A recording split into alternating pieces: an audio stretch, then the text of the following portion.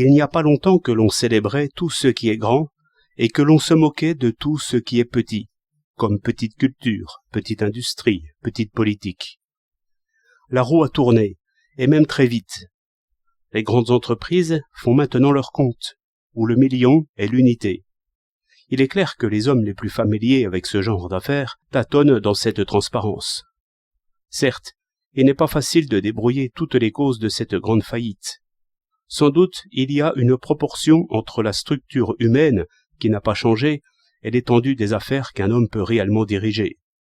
Un entrepreneur connaît son chantier. Un paysan fait la revue de ses champs et de ses chemins en une matinée.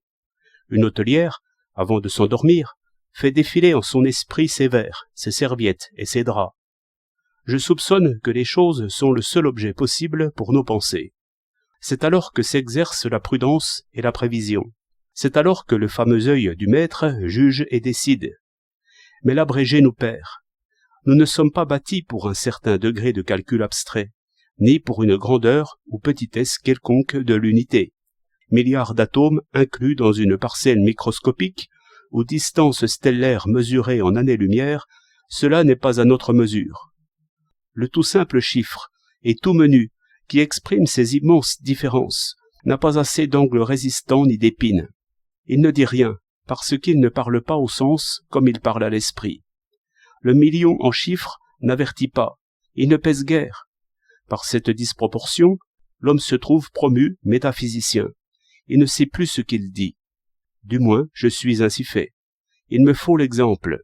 Il me faut la chose, et même dans la main.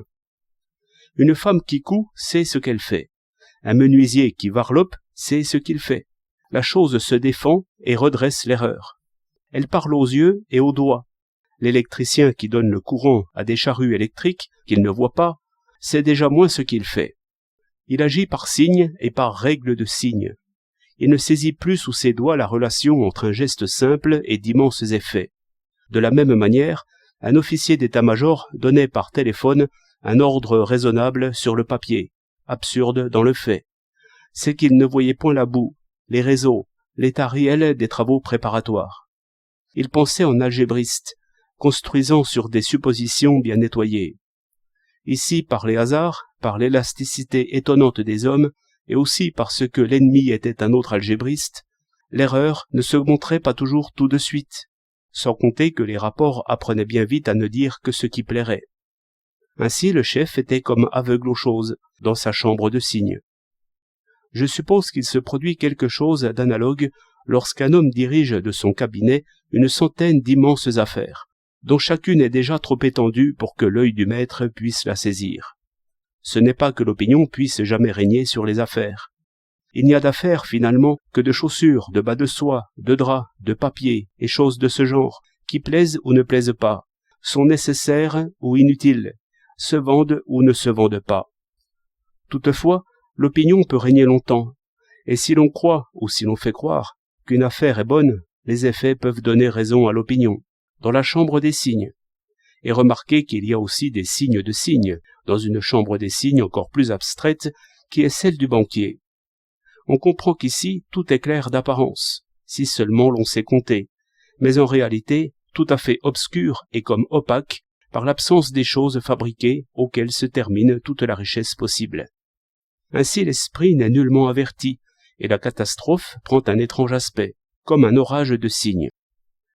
Heureux les métaphysiciens de philosophie et de physique, car s'ils se trompent, cela est sans conséquence. Il leur est bien facile de l'ignorer. L'expérience est complaisante. Les métaphysiciens de finance sont moins bien placés.